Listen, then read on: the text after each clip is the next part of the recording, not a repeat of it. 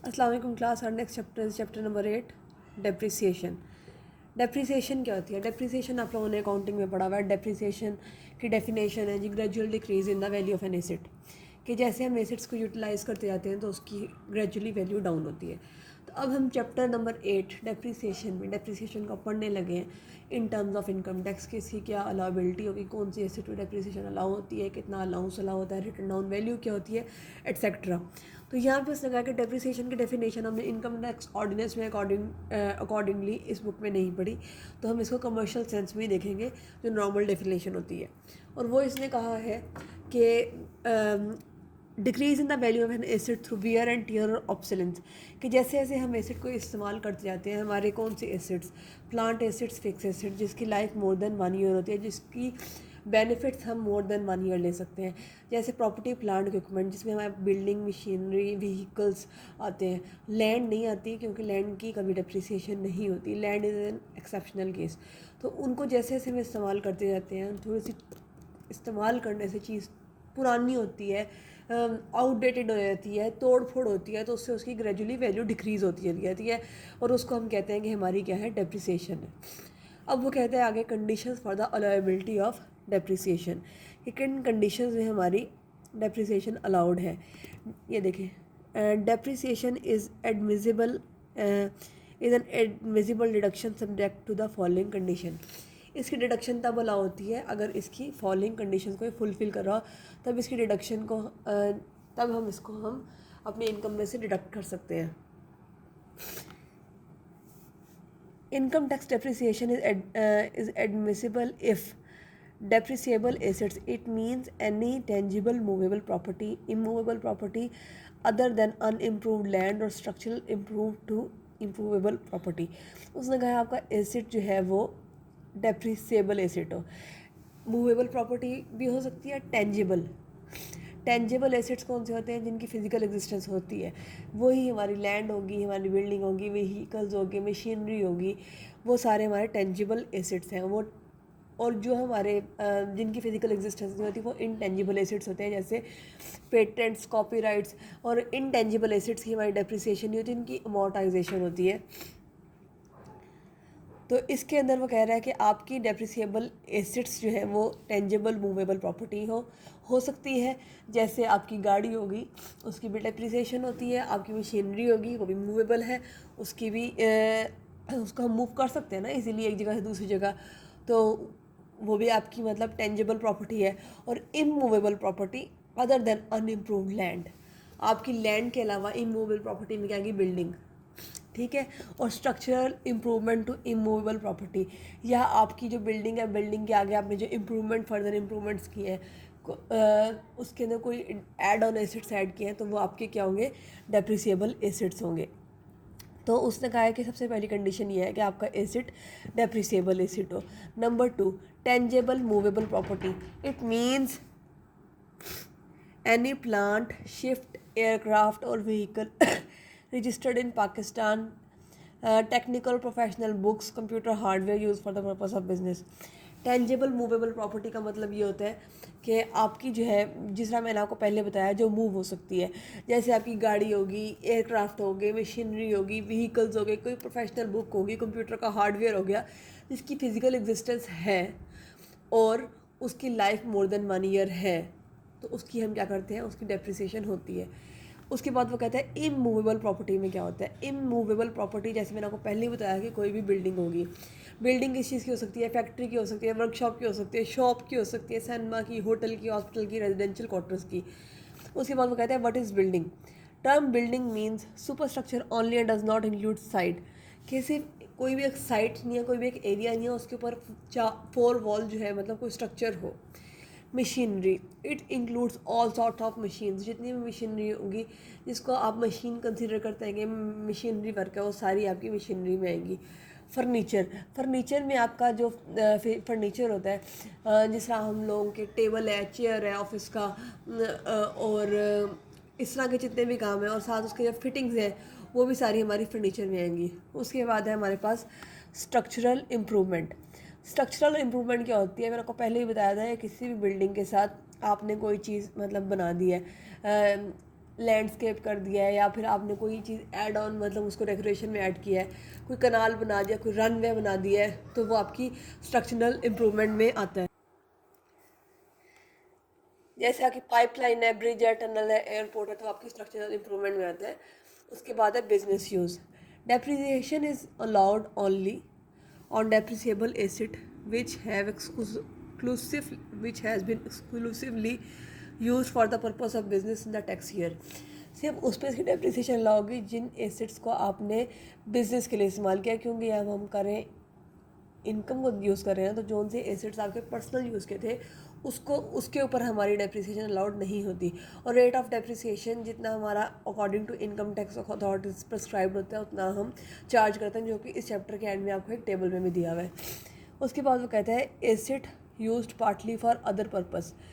When where a depreciable asset is used during a tax year, partly driving income from business and partly for other use, allowance shall be restricted to fair appropriate part of the amount that would be allowed which relate to the business। उसने कहा है कि अगर एक business है उसको आप, जैसे आपकी गाड़ी है, आप उसको थोड़ा आधा दिन बिजनेस के लिए यूज़ कर रहे हैं और आधा दिन हम घर के लिए यूज़ कर रहे हैं, तो उसकी हम डेप्रिसिएशन की परसेंटेज लगाते हैं। जितनी हमारी बिजनेस से रिलेटेड होती है उसके ऊपर हमारा डेप्रिसिएशन अलाउड होता है, उसके ऊपर डिडक्शन होती है, अदरवाइज बाकियों के ऊपर हमारा अलाउ नहीं होता। इसके बाद वो कहता है determination of return down value. Return down value क्या होती है, बुक वैल्यू क्या होती है, आप लोगों ने अकाउंटिंग के चैप्टर नंबर 9 में पढ़ा होगा, सारे बीकॉम वाले स्टूडेंट्स हैं। डेप्रिसिएशन रिटर्न डाउन वैल्यू और बुक वैल्यू क्या होती है। बुक वैल्यू कैसे फाइंड करते हैं हम, कॉस्ट माइनस अकोमोलेटेड डेप्रिसिएशन। जब भी हम अपनी कॉस्ट में से सारी अकोमोलेटेड डेप्रिसिएशन को माइनस करते हैं तो हमारी क्या आ जाती है, रिटर्न डाउन वैल्यू आ जाती है। अगर तो वो फर्स्ट ईयर में ही, मतलब if the asset is acquired during the tax year, अभी ये टैक्स ईयर स्टार्ट हुआ और उसके अंदर ही इस एसेट को एक्वायर किया था, तो हमारे पास डेप्रिसिएशन अभी नहीं हुई ना उसकी स्टार्ट, तो हम कॉस्ट में से इनिशियल अलाउंस को माइनस कर देते हैं। और जैसे जैसे ईयर्स गुजरते जाते हैं, अगर वो केस ना हो पहले साल वाला, तो फिर हम कॉस्ट में से अकोमोलेटेड डेप्रिसिएशन माइनस करते हैं, तो हमारी रिटर्न डाउन वैल्यू आ जाती है। उसके बाद है determination of return down value in case assets use partly for business.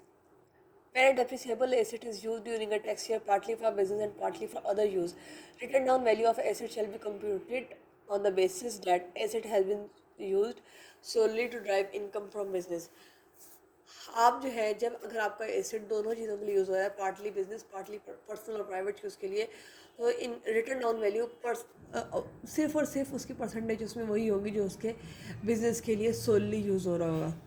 Depreciation allowance not to exceed original cost. उसने कहा कि जितना आपका डिडक्शंस होती हैं, टोटल डिडक्शंस जो अलाउड होती हैं आपकी, वो कभी भी आपकी ओरिजिनल कॉस्ट ऑफ एसेट से एक्सीड नहीं करनी चाहिए, उससे कम अमाउंट की डिडक्शंस ही अलाउड होती हैं।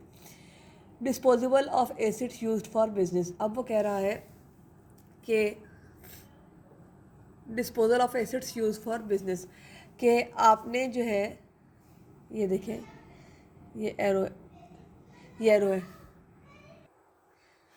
where in any tax year a person disposes of a depreciable asset, no depreciable shall be provided in respect of that year।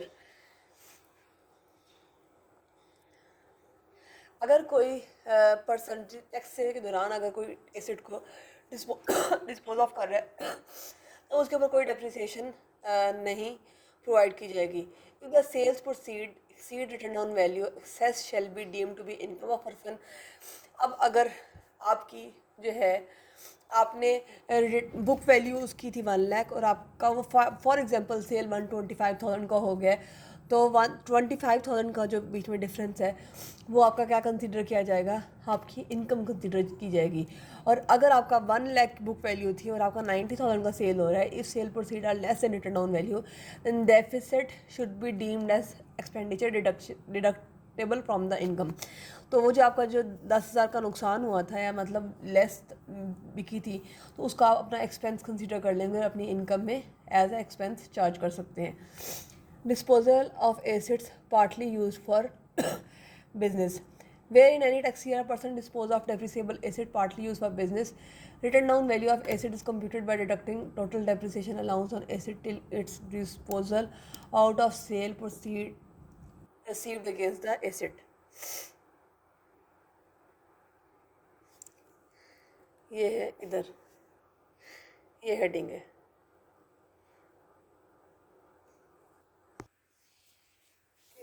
वो कह रहा है कि अगर कोई एसिड पार्टली यूज़ हो रहा था बिजनेस के लिए, उसका हम डिस्पोज ऑफ करने लगे हैं, तो उसके अंदर से हम जितनी भी हमारी डेप्रिसिएशन अलाउंस था, मतलब कमर्शियल डेप्रिसिएशन थी, वो सारी हम माइनस कर देंगे।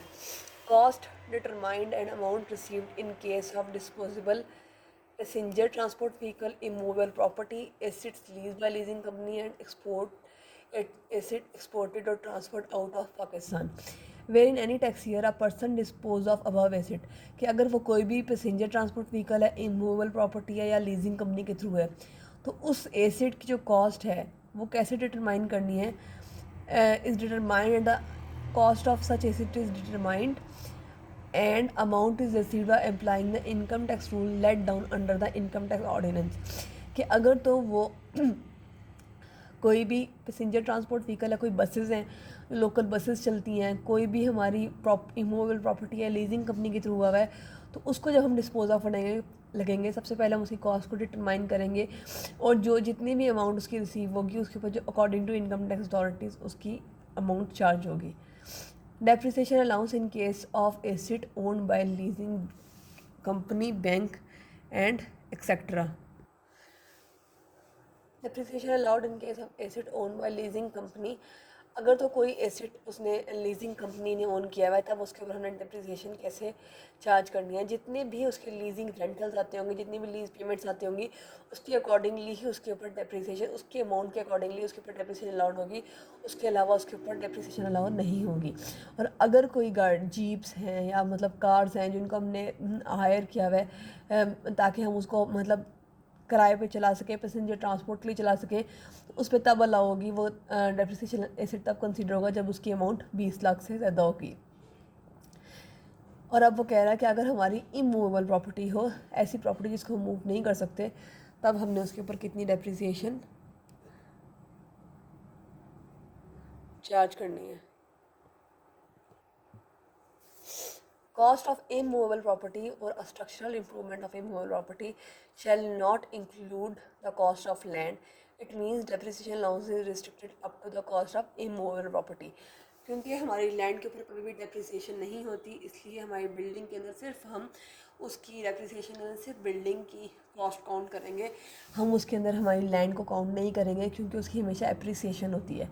Depreciation allowance in case of asset lease to another person, अगर एक एसिड है उसको दूसरे पर्सन ने लीज किया हुआ है, तब उसकी क्या होगी? An asset owner owned by leasing company और इन्वेस्टमेंट बैंक और मुदारबा और स्केड्यूल बैंक और development finance institution and lease to another person is treated as used in leasing company bank for its own business and allowance for depreciation shall be allowed on such asset. जैसे पहले ही बात की कि अगर कोई भी leased है और उसकी लीजिंग रेंटल्स के अकॉर्डिंगली होता है, तो ऐसे ही अगर कोई भी बैंक है, मतलब कोई घर है, कोई दुकान है, कोई होटल है जिसको लीज़ किया हुआ है, जिसको लीज़ किया हुआ है किसी बैंक ने, किसी मुदारबा इंस्टीट्यूट ने या किसी भी फाइनेंशियल इंस्टीट्यूट ने, तो वो हम समझते हैं कि वो हमारे उस इंस्टीट्यूट की प्रॉपर्टी है और उसकी अकॉर्डिंगली, उसकी इनकम के अकॉर्डिंगली उसके ऊपर जो है डेप्रिसिएशन का अलाउंस चार्ज होगा। Cost of immovable property exceeds the original, where the amount received on the disposal of immovable property exceed the original cost of property, excess shall be treated as cost of property। उसने कहा कि अगर immovable property है, कि अगर हमने एक land को मतलब अगर हमने किसी बिल्डिंग को डिस्पोज ऑफ किया है, उसको डिस्पोज ऑफ करने से अगर उसकी जो पैसे मिलते हैं उसकी ओरिजिनल कॉस्ट से ज़्यादा होती है, तो उसको हम कॉस्ट ऑफ प्रॉपर्टी ट्रीट करते हैं, यहाँ पे उसको हम इनकम ऑफ प्रॉपर्टी ट्रीट नहीं करते। उसके बाद है cost of depreciable asset exported and transferred out of Pakistan. Depreciable assets which has been used by a person in Pakistan is exported or transferred out of Pakistan, cost of that shall be amount which is received on the disposal of assets। अब उसने कहा आपके पास है kind of depreciation allowance, पहले है initial allowance, जब आप इसको एक्वायर करते हैं, उसके बाद फर्स्ट ईयर अलाउंस, उसके बाद है हमारे पास normal allowance. Initial allowance for depreciation क्या होता है? In order to avail initial allowance for depreciation man should satisfy the following condition. अगर आपने इनिशियल अलाउंस लेना है तो उसके लिए आपको फॉलोइंग कंडीशंस को सेटिस्फाई करना पड़ेगा। ऐसे ही हमारी फर्स्ट ईयर अलाउंस के लिए भी सर्टेन कंडीशन होती हैं। Assets eligible for initial allowance for depreciation is admissible only in respect of depreciable asset. Initial allowance सिर्फ हमें डेप्रिसिएशन एसेट्स के ऊपर मिलता है, डेप्रिसिएबल एसेट्स के ऊपर मिलता है, और वो भी तब मिलता है जब वो सिर्फ for the purpose of business use करते हैं, और वो भी पाकिस्तान में बिजनेस हो रहा हो और उसे कमर्शियल प्रोडक्शन हो रही हो। रेट्स ऑफ इनिशियल अलाउंस, उसने कहा इनिशियल अलाउंस का रेट क्या है। ये initial allowance for depreciation for plant and machinery is 25% and for building is 15%। Asset must be owned by the person. Initial allowance तब मिलता है जब उस पर्सन ने उस एसेट्स को ओन किया होता है। It must be noted that initial allowance is not provided in following case. अगर कोई ट्रांसपोर्ट व्हीकल है, मशीनरी और प्लांट है, फर्नीचर है, फिटिंग है, तब उसको इनिशियल अलाउंस नहीं मिलेगा। और फर्स्ट ईयर अलाउंस कब मिलता है? फर्स्ट ईयर अलाउंस हमारी प्लांट मशीनरी इक्विपमेंट के ऊपर अलाउड होता है। जो भी हमारे रूरल एरिया के अंदर इंस्टॉलमेंट्स होती हैं उसके अलाउ होता है, इंडस्ट्रियल अंडरटेकिंग में अलाउ होता है, और it will be provided at the rate of 90% of cost. जितनी हमने कॉस्ट थी हमारे एसेट की, उसके 90% हमें फर्स्ट ईयर अलाउंस मिलता है।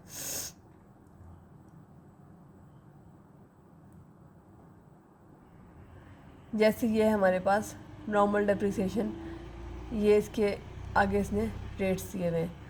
तो ये आपका चैप्टर टोटल इतना ही था डेप्रिसिएशन का। अगर कोई क्वेश्चन हो तो आप लोग पूछ सकते हैं।